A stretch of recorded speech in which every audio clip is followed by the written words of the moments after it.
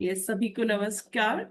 हम लोग शाम के संध्या स्वाध्याय में गीता का अध्ययन कर रहे हैं और किस तरह हमें डेली विजडम हमें मिल रही है गीता से, हम अपने दैनिक जीवन में इस ज्ञान का कैसे प्रयोग कर सकते हैं, ये इसके सभी बारे को में हमें ये नमस्कार। दिया जाता है। हम लोग शाम के संध्या स्वाध्याय में गीता का अध्ययन कर रहे हैं और किस तरह हमें डेली विजडम हमें मिल रही है गीता से। हम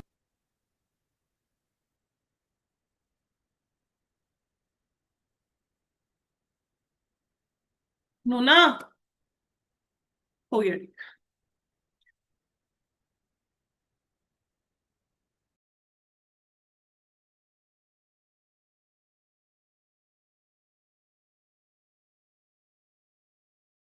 यस, तो हम लोग आगे के श्लोकों को देखते हैं। हम लोगों ने अभी तक जाना कि किस तरह से भगवान श्री कृष्ण अर्जुन को तैयार कर रहे हैं और वो उसको धर्म के बारे में बता रहे थे कि किस तरह से धर्म का पालन करना उसके लिए सबसे बड़ा कर्म है। और जब हम अपने कर्म का पालन नहीं करते हैं तो हम अपने धर्म से विरुद्ध होते हैं और उसमें हम अन्याय करते हैं अपने साथ भी, और अपने कर्तव्यों को छोड़ना, अपने कर्तव्यों का पालन ना करना, ये सबसे बड़ा वो कहते हैं अपराध है जिसमें व्यक्ति पाप बोध से घिर जाता है। तो उसके आगे के श्लोकों में हम जानते हैं कि श्री कृष्ण क्या कह रहे हैं। सभी आंख बंद करके इस ज्ञान को अपने भीतर उतारें और भगवान श्री कृष्ण की ऊर्जा के साथ जुड़ते हुए, इस गीता की महाविद्या की ऊर्जा के साथ जुड़ते हुए हम इस ज्ञान को अपने भीतर लेते हैं। हम सभी गुरुओं को नमन करते हैं, हम सभी ईश देवी देवताओं को नमन करते हैं। उनकी शक्तियों के साथ जुड़ के हम उनसे प्रार्थना करते हैं कि हम यह ज्ञान हमारे भीतर तक जाए और हमारी अज्ञानता को दूर करे।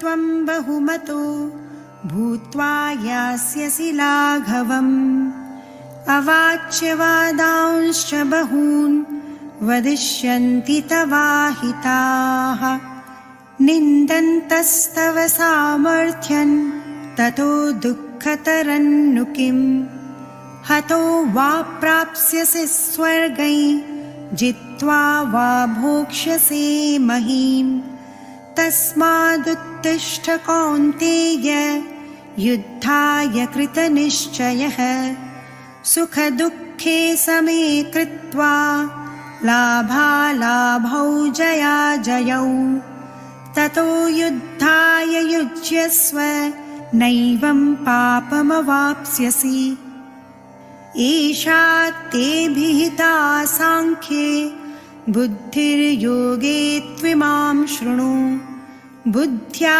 युक्तो यया पार्थ कर्मबन्धं प्रहास्यसि नेहाभिक्रमनाशोऽस्ति प्रत्यवायो न विद्यते स्वल्पमप्यस्य धर्मस्य त्रायते महतो भयात्।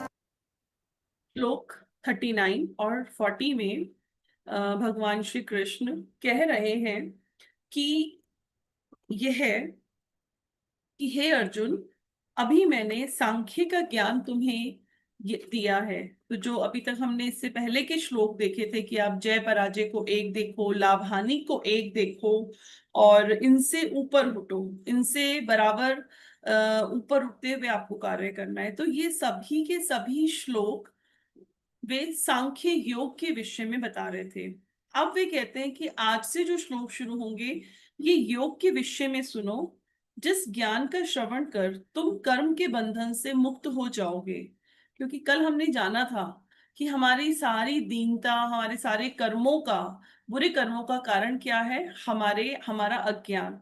तो वो अज्ञान को सबसे बड़ा पाप कहते हैं। उसके लिए वो उसको ज्ञान दे रहे हैं, कर्म विज्ञान के विषय में उसको बता रहे हैं। अब तक भगवान श्री कृष्ण ने अर्जुन को ज्ञान दिया सांख्य का, योग का, वेदांत का और ज्ञान योग का, जो कि मार्ग है, जो विधानों को और आत्म साक्षात्कार के अन्य विधि विधानों को प्रशस्त करता है। यह कपिल मुनि का सांख्य योग नहीं है। कभी हम इसे कपिल मुनि का सांख्य योग समझेंगे, उससे थोड़ा भिन्न है। अब वे अर्जुन को कर्म योग का रहस्य बताने लगे हैं। जिसे जानकर वह अथवा अन्य कोई भी व्यक्ति कर्म बंधन तोड़कर मुक्त हो सकता है। कर्म योगी को कर्म फल की आशा त्याग कर कर्ता भाव से ऊपर उठकर कर्म करना चाहिए। उसका कर्म सभी प्रकार के द्वंद्वों जैसे जय पराजय, लाभ हानि, सुख दुख आदि से परे रहकर आसक्ति भाव से रहित होना चाहिए। अहम भाव से शून्य और अनासक्त रहकर कर्म करने वाले का धर्म अधर्म और पाप पुण्य स्पर्श भी नहीं कर सकते। कर्म योगी अपने समस्त कर्म ईश्वरार्पण करके ईश्वर प्रसाद ग्रहण करता है। तो इस 39 श्लोक में भगवान श्री कृष्ण अर्जुन को कह रहे हैं कि आप यह कर्म नहीं कर रहे हो, कि कर्तापन के भाव से आपको कैसे अलग होना है, आप उस भाव को कैसे त्याग सकते हो। इसके विषय में बताते हुए वे अर्जुन को तैयार कर रहे हैं रणभूमि के लिए, उसको अपने कर्म को करने के लिए। इसके अगले श्लोक में वे कहते हैं कि इस योग से कोई भी प्रयास विफल नहीं होता और ना ही कोई बाधा आती है। अर्थात अगर आप विपरीत परिणामों की उत्पत्ति अथवा उल्लंघन नहीं करते हो, इस ज्ञान का थोड़ा सा भी पालन भी महान भय से रक्षा करता है। वे कहते हैं यहाँ पे कि यदि कोई धार्मिक अनुष्ठान अधूरा छोड़ दिया जाए तो वह अनुष्ठान व्यर्थ है, क्योंकि कर्ता उसके फल से वंचित रह जाता है। किंतु कर्म योग में ऐसा नहीं है, क्योंकि प्रत्येक कर्म हृदय की तत्काल शुद्धि करता है। कृषि में संदिग्धता है। कृषक भूमि जोतेगा, हल चलाएगा, बीज बोएगा और यदि वर्षा ना हो तो वो फसल भी प्राप्त नहीं कर सकता है। कर्म योग में ऐसा नहीं है। अनिश्चितता इसमें कदापि नहीं है और भी किसी प्रकार की कोई हानि होने का भी प्रयोजन नहीं है। औषध उपचार में चिकित्सक द्वारा अयुक्त औषध मिलने पर विपरीत परिणाम हो सकते हैं, किंतु कर्म योग में ऐसा नहीं है। कर्म योग के इस मार्ग में अल्प मात्र भी किया गया प्रयास जन्म मृत्यु के महान बंधन से छुटकारा दिला सकता है। मां भगवान कृष्ण यहाँ अर्जुन में इस योग के प्रति आस्था उत्पन्न करने के लिए, उसे इससे प्रेरित करने के लिए कर्म योग की प्रशंसा कर रहे हैं। तो अभी हमने यहाँ पे जाना इन श्लोकों में कि हमारा सबसे बड़ा कर्म हमारा क्या है और हमें उसके साथ जुड़कर कैसे कार्य करना है। तो इस ज्ञान से वो कहते हैं कि यह जितने भी अभी तक आपने ज्ञान लिए हैं उस सभी ज्ञान से ये उच्चतर है, क्योंकि इससे आपके कर्म जिसके विषय में जो आपने भोगने के लिए, जो आप पूरा करने के लिए आपने जन्म लिया है, आपका प्रारब्ध है जो, उसे कैसे आप पूरा करोगे, कैसे आप आगे बढ़ोगे, यह आपकी उस मार्ग पे चलने को वो राह दिखाता है। इसमें स्वामी राम कहते हैं कि श्री कृष्ण ने अर्जुन को जो सांख्य योग की शिक्षा दी है, यह व्यक्ति को आत्मा का को जानने और उससे असत्य से अलग करने में मदद करता है। यानी हमारे भीतर का जो असत्य है जिसके कारण से हम दुख भोगते हैं, यह ज्ञान उसको वहां पे काम आता है। अब वे योग विज्ञान की अपनी शिक्षा शुरू करते हैं कि अब वो यहाँ से अपना योग बता रहे हैं कि इससे पालन करके उसे क्या लाभ होगा। वो कहते हैं कि सांख्य दर्शन सिखाता है कि सभी की आत्मा शाश्वत और अमर है और वस्तुओं का संसार क्षण भंगुर और परिवर्तनशील है। सांख्य एक दर्शन है और कहते हैं कि योग साधना का एक गहन विज्ञान है जो उस दर्शन को लागू करता है। सांख्य और योग साथ साथ चलते हैं। साधना के बिना दर्शन केवल कल्पना मात्र रह जाता है और दर्शन के बिना साधना लक्ष्यहीन रह जाती है। जब सांख्य और योग का संयोजन होता है तो व्यक्ति दार्शनिक सत्यों का प्रत्यक्ष अनुभव करता है। इसलिए इस चैप्टर का नाम है सांख्य योग। यानी यहाँ पे उसे आत्मा परमात्मा इस जगत के नियमों के बारे में बताया गया और अब उसको योग के विषय में बताया जा रहा है कि ये वास्तविकता में ये योग क्या है, ताकि वे इस सत्य को स्वीकार करके वो आगे बढ़े। योगाभ्यास द्वारा व्यक्ति सांख्य के दार्शनिक सत्यों को अपने दैनिक जीवन में लागू कर सकता है। योग मार्ग साधना के उन नियमों की शिक्षा देता है जो साधक को आत्म उद्घाटन में सहायक होते हैं।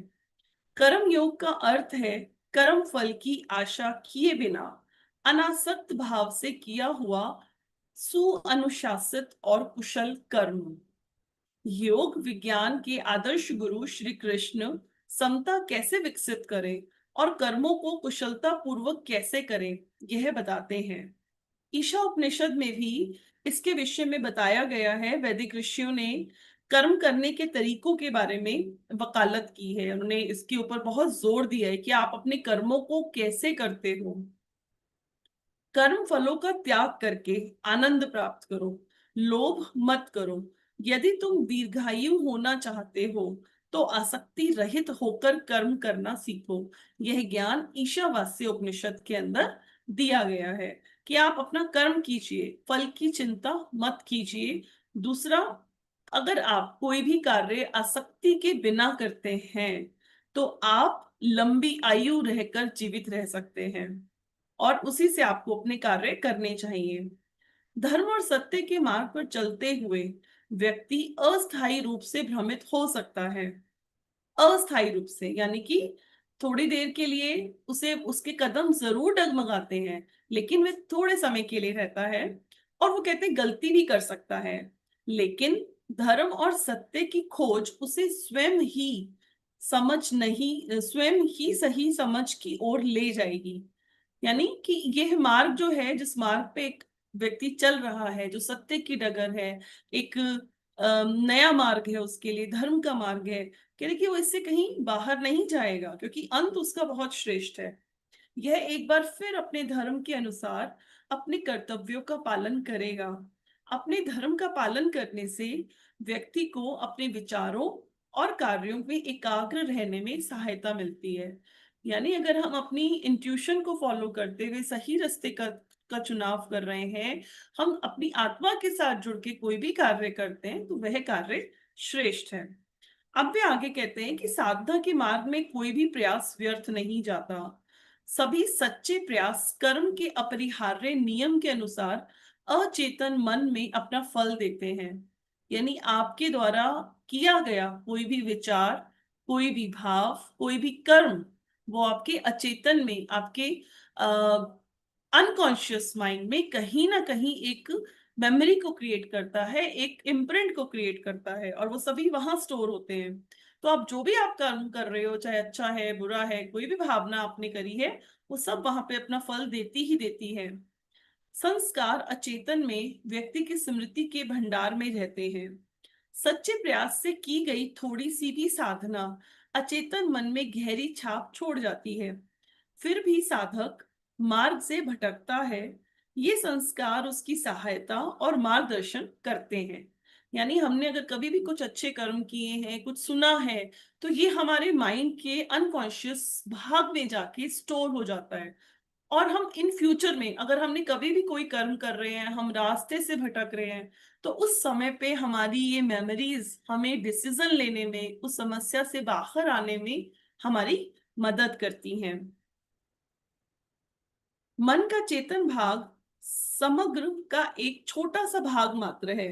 यह बाह्य जगत में संवाद करने में सहायक है, परंतु आंतरिक यात्रा में इसका बहुत कम उपयोग होता है। यदि मन के चेतन भाग को और अधिक बाधाएं उत्पन्न न करने के लिए प्रशिक्षित किया जाए तो साधना उपयोगी है। यानी कि जो बाहर की दुनिया है उसमें कार्य करने के लिए हमें अपने कॉन्शियस माइंड, चेतन मन के साथ जुड़कर हम कार्य करते हैं। और अगर हम जाने कि ये चेतन भाग कितना है, बहुत थोड़ा है, यानी कि अगर हम अपने चेतन, अवचेतन और अचेतन मन को देखें तो हमारा सारा स्टोरेज हमारे अचेतन में होता है और हम अंदर की यात्रा अपने अवचेतन और अचेतन के साथ रहकर करते हैं। कहते हैं कि केवल योग साधना ने ही जीवन के सभी अज्ञात स्तरों का अन्वेषण किया है और इस प्रकार वह अचेतन के स्तरों को जानने और मन की समग्रता को प्रशिक्षित करने के लिए उपयोगी है।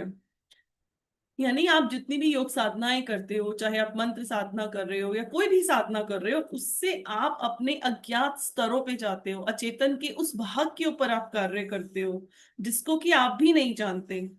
यद्यपि आधुनिक समय में 100 वर्षों में जो पिछले 100 वर्ष निकले हैं, उसमें अचेतन मन के बारे में बहुत स्वामी राम कहते हैं कि बहुत ज्यादा खोजबीन, उसकी परतों को जानने की हुई है। उसमें बहुत खोज हुई है, बहुत रिसर्च स्टडीज हुई है उसके बारे में जानने की। फिर भी विश्व की किसी भी शैक्षणिक और चिकित्सकीय प्रणाली में ऐसा कोई प्रशिक्षण कार्यक्रम नहीं है जो अचेतन को उस सीमा तक जानने में सहायक हो जितना योग विज्ञान कर सकता है। यानी हमारी जो मॉडर्न स्टडीज हैं, these are all based on the conscious mind. तो हमारा जो कि हमारा अगर हम पूरे ब्रेन का, पूरे माइंड का अगर हम देखें, इट इज ओनली 12%। एंड हमारा जो 76 से 78% है, दैट इज अवर सबकॉन्शियस, और जो जितना बचा वो अनकॉन्शियस। तो हमारे माइंड का बहुत बड़ा भाग हमारा ये है। और इसीलिए बच्चों के हम कॉन्शियस लर्निंग को तो जोर देते हैं और वो रिजल्ट्स नहीं आ पाते हैं, क्योंकि वो बहुत बड़े भाग के ऊपर काम नहीं करते।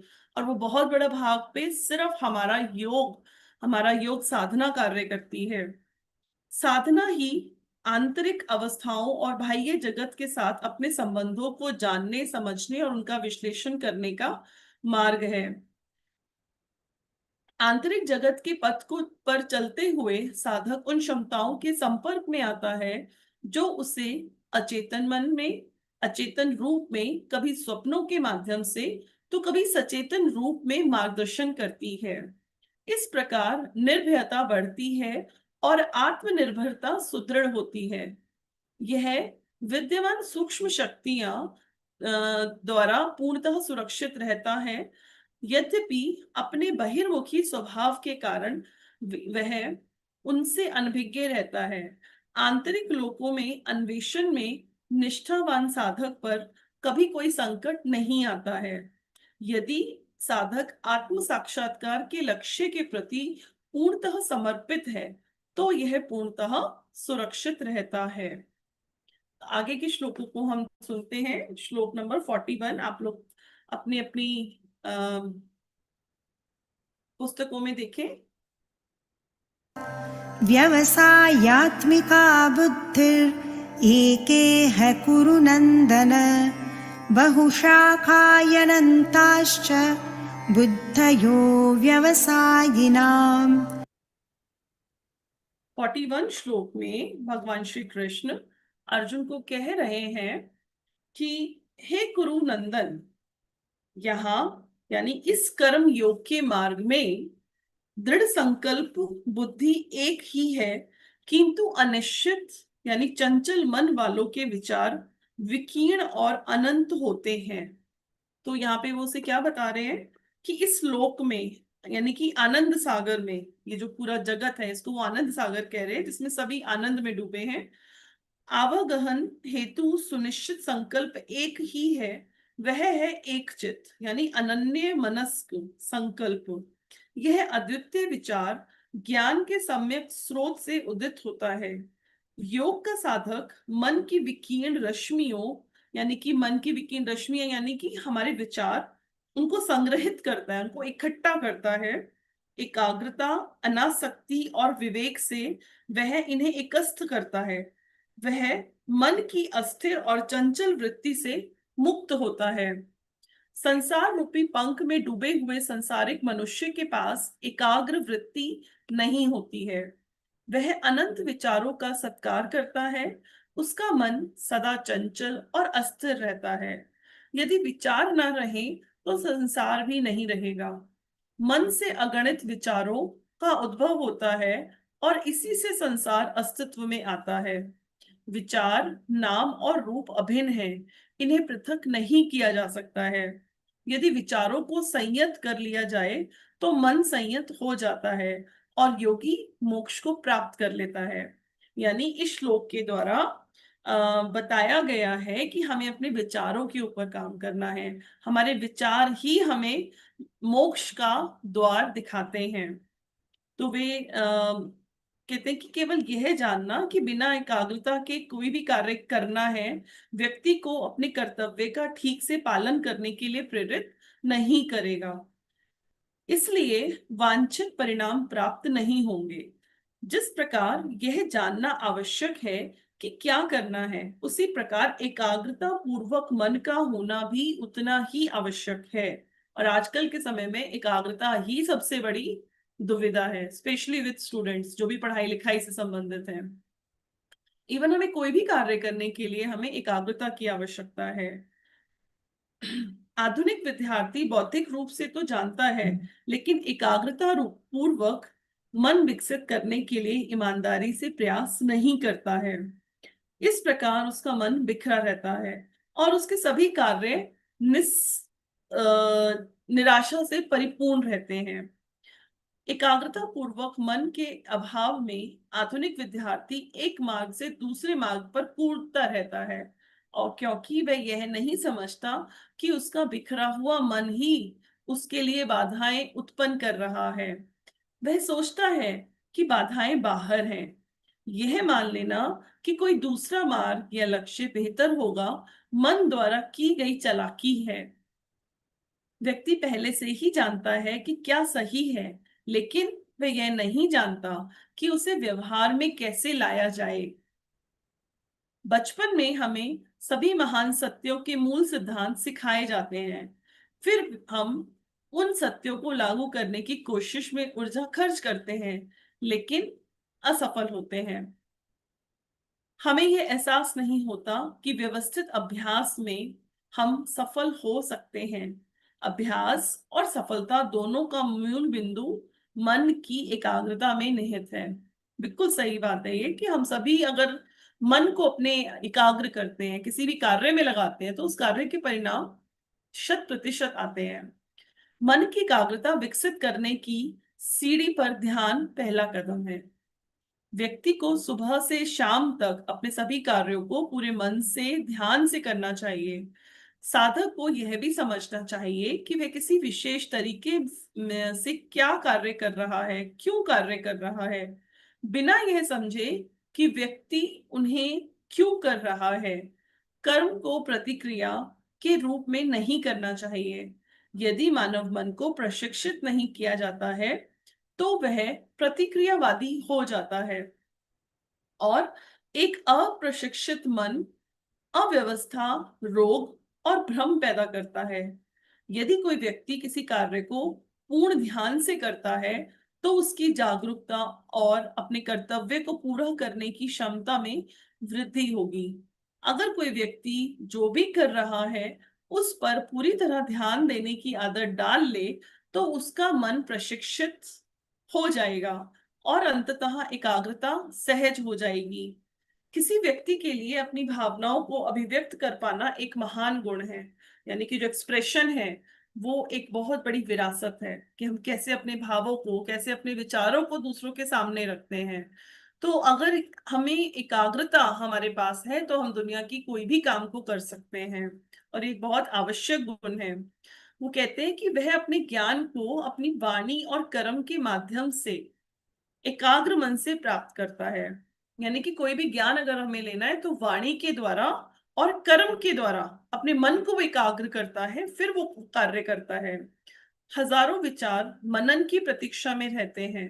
साधना का उद्देश्य उन विचारों पर व्यवस्थित ढंग से ध्यान देना है ताकि वे आंतरिक जगत में अशांति उत्पन्न ना करें। अर्जुन को निर्देश दिया गया कि वह अपना कर्तव्य करने से पहले अपने मन को एकाग्र करे। यहाँ पे इसके द्वारा वो अर्जुन को कह रहे हैं, समझा रहे हैं कि तुम अपने काम के ऊपर अपने ध्यान को एकाग्र करो। मूर्ख लोग यह अलंकृत वचन बोलते हैं, वे वेदों में तर्क में लगे रहते हैं।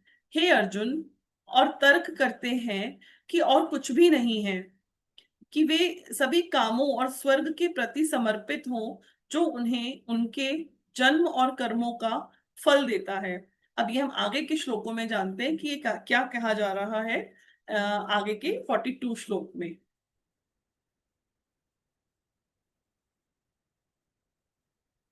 यामिमां पुष्पितां वाचं प्रवदन्त्यविपश्चितः वेदवादरताः पार्थ नान्यदस्तीति वादिनः कामात्मानः स्वर्गपरा जन्मकर्मफलप्रदां क्रियाविशेषबहुलां भोगैश्वर्यगतिं प्रति भोगैश्वर्यप्रसक्तानां तया परुतचेतसां व्यवसायात्मिका बुद्धिः समाधौ न विधीयते।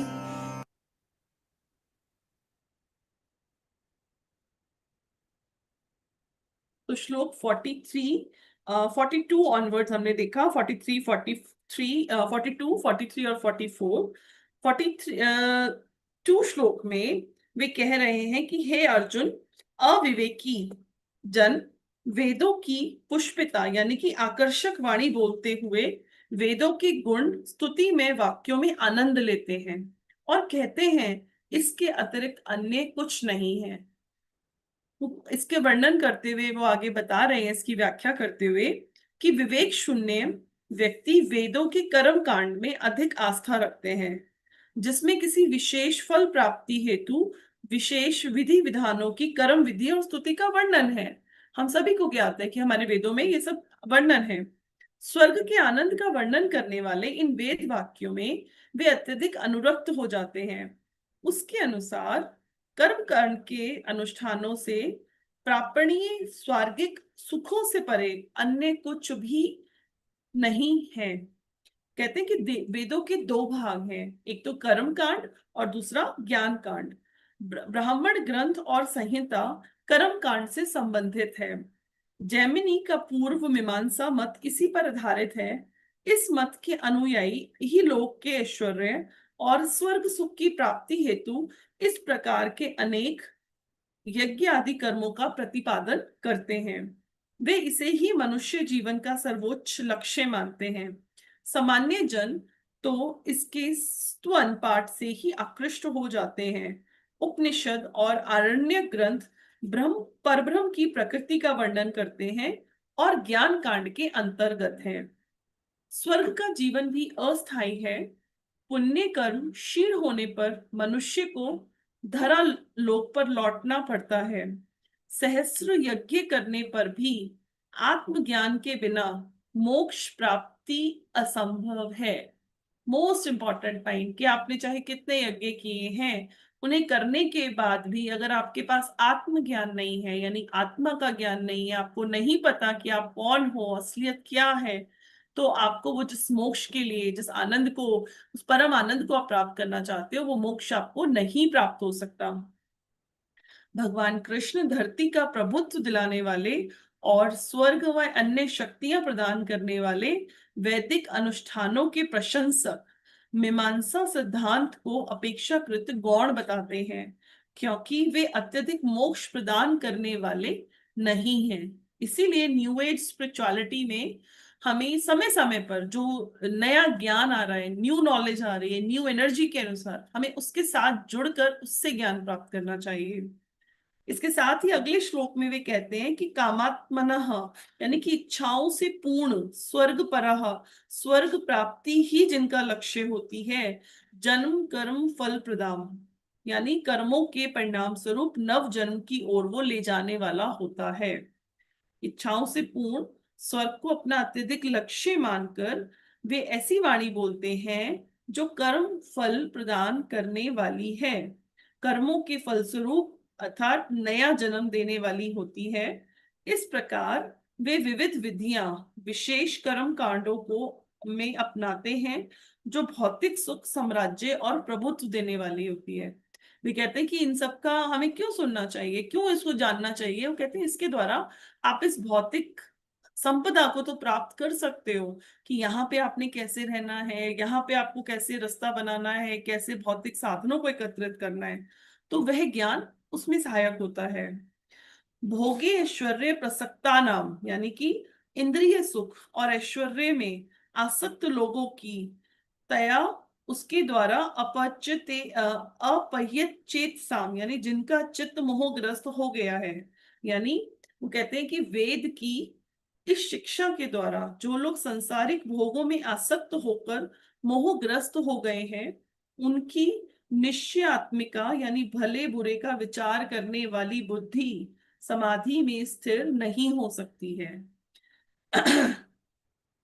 यानी कि जो इस संसारिक मोह माया में, इस संसार के साधनों को जुटाने में अपने प्रयासों को करते हैं, उनकी बुद्धि कभी स्थिर नहीं हो सकती और वो कभी भी मोक्ष को प्राप्त नहीं कर सकते, समाधि की अवस्था को प्राप्त नहीं कर सकते। प्रभुत्व और सुख समृद्धि के इच्छुक मन की एकाग्रता नहीं प्राप्त की जा सकती। वे एकाग्रचित होकर ध्यान में नहीं बैठ सकते। वे तो अर्थ और सामर्थ्य प्राप्ति की योजनाएं बनाते रहते हैं। उनके मन सदा व्याकुल रहते हैं। उनमें तुलनात्मक बुद्धि का अभाव रहता है। और आगे वे कहते हैं कि जितने भी धर्मशास्त्री हैं, विद्वान हैं और पुरोहित हैं, वो वेदों पर बहुत शास्त्रार्थ करते हैं, बहुत से सिद्धांत बनाते हैं, बहुत भाष्य लिखते हैं। फिर भी उनका सिद्धांतिक ज्ञान चाहे कितना भी गहन क्यों ना हो, वे साधना के बिना उस ज्ञान को आत्मसात नहीं कर सकते, क्योंकि उसके अनुसार जीवन को वो जी ही नहीं पाते हैं। बौद्धिकता सरल है, लेकिन साधना कठिन है। यानी ज्ञान तो हम बहुत प्राप्त कर रहे हैं, लेकिन इसको अपने जीवन में उतारना ये बहुत मुश्किल कार्य है।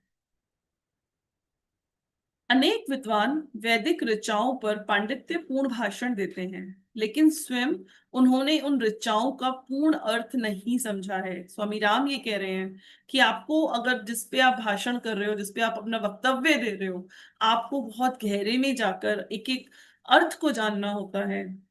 इसलिए श्री कृष्ण अर्जुन को ज्ञान का अभ्यास और आत्मसात करने की शिक्षा देते हैं। वे उसे उन लोगों की तरह मूर्ख ना बनने का आग्रह करते हैं जो वेदों पर बातें तो करते हैं, लेकिन वेदों की शिक्षाओं का पालन नहीं करते। ऐसे विद्वान और पुजारी स्वार्थ से घिरे रहते हैं। उनके कार्य संसारिक और लौकिक लाभ और स्वर्गीय सुख की प्राप्ति की ओर निर्देशित होते हैं, और इसके कारण से वो जन्म और मृत्यु के चक्र में फंसे रह जाते हैं। कई धार्मिक नेता महान धर्म ग्रंथों के गहन अर्थ को भूल गए हैं और केवल अपनी सुविधा के लिए उनका उपयोग करते हैं। बाह्य सुखों की प्राप्ति हेतु प्रेरित होकर ये भोले भाले लोगों को कर्म कांड में उलझा देते हैं। समाज में हम जो दुख देखते हैं, उसका अधिकांश भाग ऐसे धार्मिक गुरुओं द्वारा फैलाई गई मूर्खतापूर्ण शिक्षाओं के कारण है। मानव इतिहास में यह विडंबना है कि धार्मिक नेता अक्सर स्वार्थ सिद्धि के लिए धर्म का पालन करते हैं। वास्तव में यह एक ऐसी परंपरा बन गई है जो दुर्भाग्य से समाज के विशाल बहुमत को गुमराह करती है। कुछ ही लोग ऐसे स्वार्थी नेताओं की भ्रांतियों और मूर्खता से अवगत हैं और इसलिए स्वयं को अलग अलग करके साधना करना पसंद करते हैं। लेकिन दुनिया में ऐसे कितने लोग हैं और वे अपनी शिक्षाओं और लेखन से कितना भला कर सकते हैं, जबकि अधिकांश धर्मावलंबी ऐसे निरर्थक कर्म कांडों का उपदेश देते हैं, शिक्षाएं देते हैं, जो बुद्धिमानों को महान धर्म ग्रंथ के ज्ञान से वंचित करते हैं। जिन संतों ने सत्य को आमने सामने देखा है और जो अनंत को छूने में सक्षम थे, उन्होंने हमेशा साधकों को चेतावनी दी है कि वास्तविक ज्ञान गहन साधना से आता है, न कि केवल शास्त्रों का अध्ययन करने से। जबकि बौद्धिक ज्ञान का उपयोग अक्सर स्वार्थी उद्देश्यों के लिए किया जाता है, उन संतों को पता था कि सत्य और निस्वार्थता एक है। निस्वार्थता कहते हैं कि एक अर्जित स्वाद है। जब किसी को निस्वार्थ होने में आनंद मिलता है, तो वह दूसरों का नेतृत्व, सेवा और प्रेम कर सकता है। यहाँ तक कि राष्ट्रों की दिशा और नियति भी बदल सकती है। स्वार्थ अहंकार को पोषित करता है, लेकिन निस्वार्थता व्यक्ति को चेतना के उच्च स्तर तक ले जाती है। तो आज हम यही तक करें। हमने 44 तक किया है। इसके आगे के श्लोकों को हम कल देखते हैं। और आप सभी इस स्वाध्याय के लिए जुड़े, आप सबको बहुत बहुत धन्यवाद। हम सभी शक्तियों को नमन करते हैं जिन्होंने हमारे द्वारा यह कार्य कराया। हम सभी चुने गए, इस ज्ञान को हमने लिया। हम सब के लिए अपने हृदय से आभार देते हैं और नमन करते हैं। धन्यवाद, धन्यवाद, धन्यवाद। Thank you.